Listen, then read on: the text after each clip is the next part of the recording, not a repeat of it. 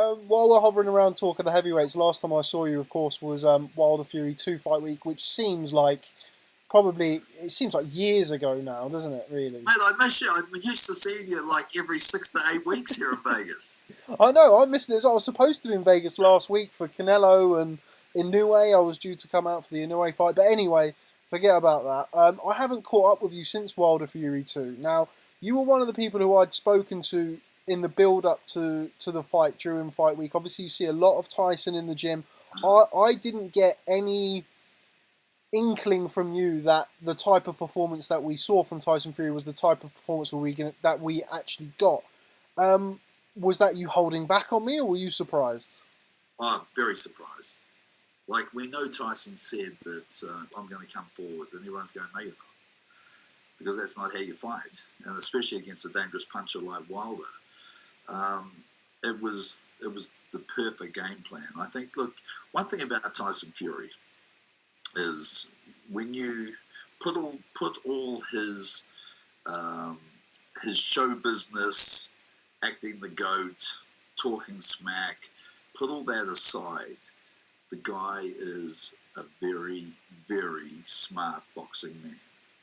He understands styles very, very well. He also understands that he's 6'9" and what his physical attributes are. He simply just demolished and ripped the soul out of Deontay Wilder. And when Deontay simply could not get any weight on his front foot, it was game over. We know that Deontay possesses freakish, uncommon punching power, but he has to sit down on that front foot to step with the right foot when he throws the right hand. He simply was unable to do that, and very, very similar, different type of fight, but same sort of point when Evander Holyfield fought Mike Tyson 25 years ago, and Tyson was a 20-1 favourite, and everyone was saying, we hope Evander doesn't get hurt, and I hope it, he knocks him out quick, and and he doesn't put him in hospital, right? Evander knew that all he had to do was to stop Mike Tyson taking that step forward. Once you walked him back, there was nothing. He took his whole game away from him. Tyson Fury did a similar thing with Wilder. We know that Wilder will go down and probably is the heaviest puncher of all time. But he could not generate any of that power because he was unable to sit down on his front foot. So it was a very, very smart game plan that was executed to perfection, and I couldn't have been more proud of him. In fact, Joe and my son Taylor went round to see Tyson the next day, and FaceTimed me, and I had a little chat with him. And he goes, "You're proud of me?" I said, "Mate, I couldn't be more proud." It was an incredible performance. It was a masterful performance. You've seen him an awful lot in the gym up close. Considering, I mean, as you say, in the build-up to the fight, the general talk was he says he's going to come forward, but we know he's not. And he did. You've seen him in the gym, you've seen his previous fights, and now you've seen him do that. What does that say about him as a fighter? Oh, look, as I mentioned before, I think the guy he has a massive boxing IQ. He understands styles very well. We look at the Klitschko fight. Like, he made Klitschko look completely out of sorts. And we know how skillful Klitschko is, and we know how precise Klitschko is, and how boringly correct his technique is. And yet Tyson was able to just unravel that like we'd never seen before. And then, of course, the first Wilder fight where, God, other than the 2 knockdowns, he won just about every minute of every round. He's a very, very skillful man. And, he's obviously the hardest guy in the heavyweight division to beat. I think what threw a lot of people off was including myself, was the Otto Wallen fight. And, Tyson made Otto Wallen look much, much better than he actually was. But I think, looking at that, Tyson Fury is one of those guys who he will rise to the occasion. He needs a real test in front of him to bring out his A game, his best performances. He needs to be challenged not only physically, but he needs to be challenged mentally and emotionally, and I think for those big fights he was, and that's why we saw him at his best when it really mattered. Considering how much you've seen of him in the gym or with Ben Davison, of course they were based out in Las Vegas for back-to-back camps. You were one of the people who was surprised. Well, to be fair, a lot of people were surprised that Ben Davison and Tyson Fury split.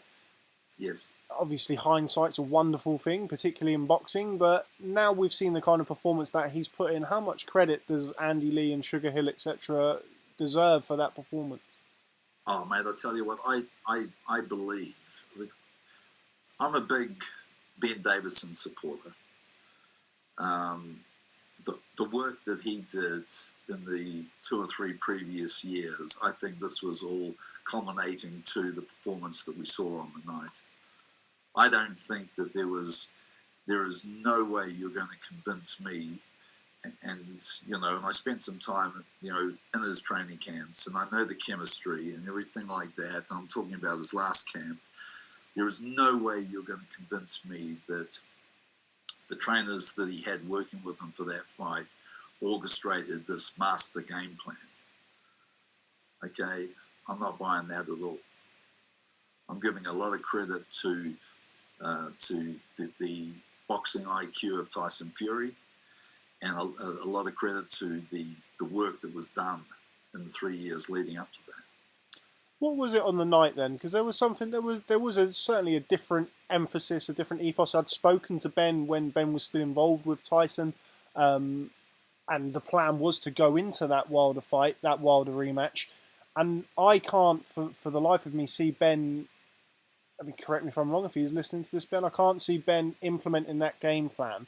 Was it just a switch on the night? Do you think it was something that Tyson had seen from the first fight that he then channeled as the fighter himself? What do you think the switch was? Yeah, I think he just had a little bit more time to study and to look at, how best to implement the changes that would be that would give him the maximum advantage in the rematch. And don't forget, he had 12 rounds to study from the December fight, the first fight against Wilder. And there's nothing like actual ring time to study the style of an opponent. You can watch tape all you like, but that actual sharing the ring with someone is invaluable. And I think, once again, I was talking, I'll say it, I think that the boxing IQ of Tyson Fury is one of the best out of any fighter in the world. We've now seen Tyson go over to, you mentioned the Vladimir Klitschko fight, go and outbox the master boxer in Germany, go over to America and outpunch the big puncher in Deontay Wilder. You've shared the ring with some legendary heavyweights in your time. Where does those two performances and kind of the manner of those victories put Tyson when you're looking at your all-time greats? Well, I tell you what, it'll go a long way to cementing his legacy and his place in the all-time rankings. But I mean, he's got a lot of work to do, before he's finished. Like, he's still a young man, a very marketable, a very talented guy, a guy that, a guy who's making phenomenal money. A guy who has a huge worldwide following. When you look at the work he did with the WWE, that was ingenious. It really, really was. One thing about Tyson Fury, he is a great promoter. He's any promoter's dream, because you don't have to promote this guy. He promotes himself and does a tremendous job at it. So, look, he's got, I think everyone, everyone wants to see the Joshua fight. I don't really know how excited people are about a third Wilder fight.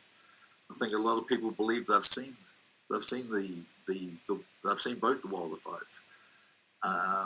It's going to be hard to imagine. And once again, I may be completely wrong, but there has to be a lot of changes for on Wilder's team to actually change the result for the third fight. What do you think was wrong with Deontay Wilder that night? Obviously, we had all of the excuses that came out afterwards about the costume, about the this, about the that. Do you buy into that, or do you believe that he was just beaten by the better man on the night? No, I think, look, each of those excuses, they might be a small part of the end result. But I thought the timing was very poor when they came out. I also think that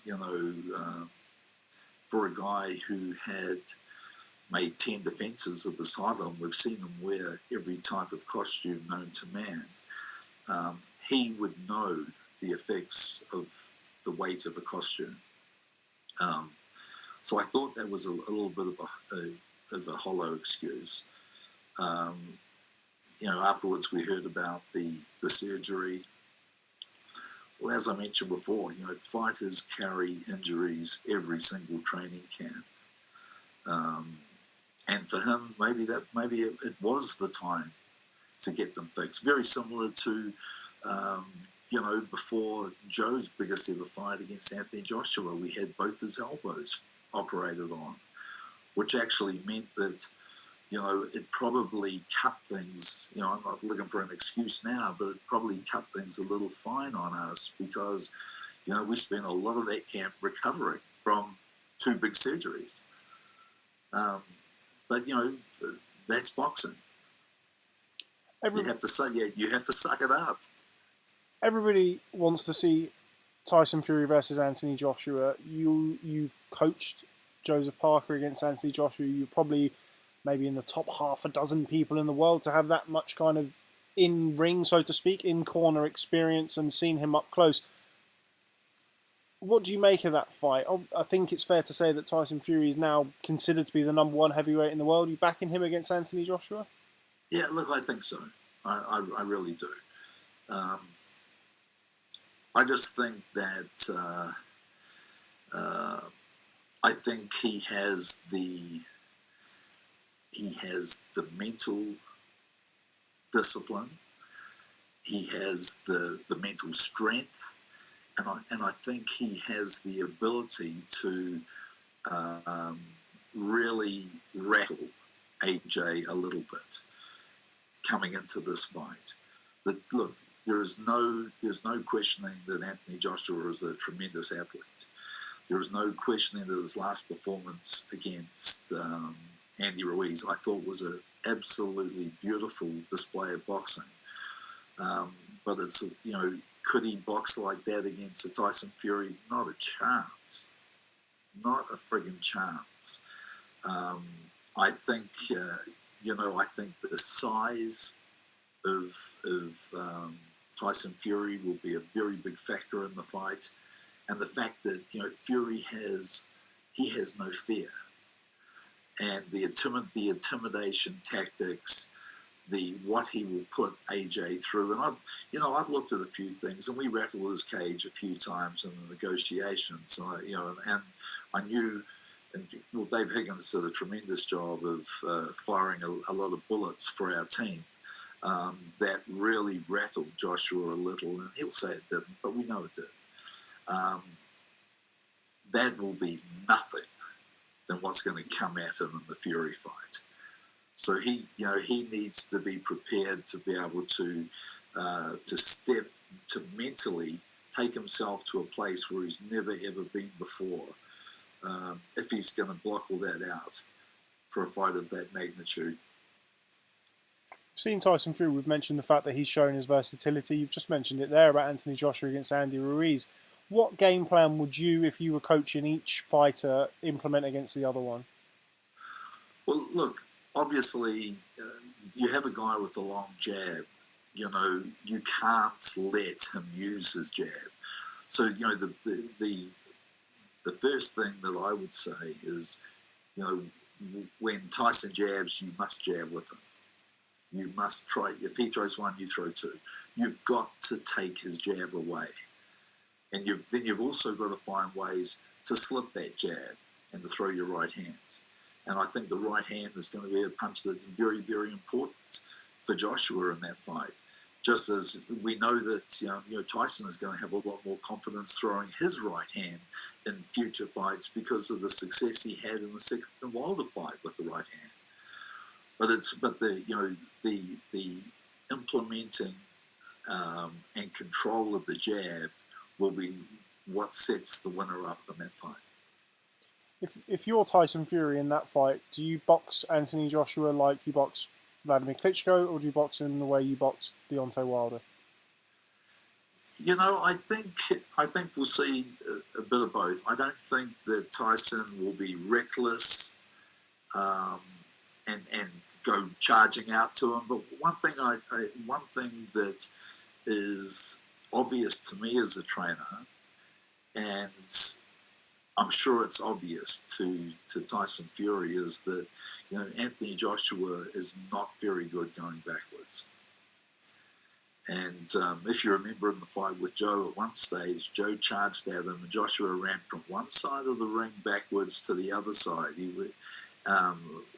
literally 20 feet backwards, like in about 2 seconds.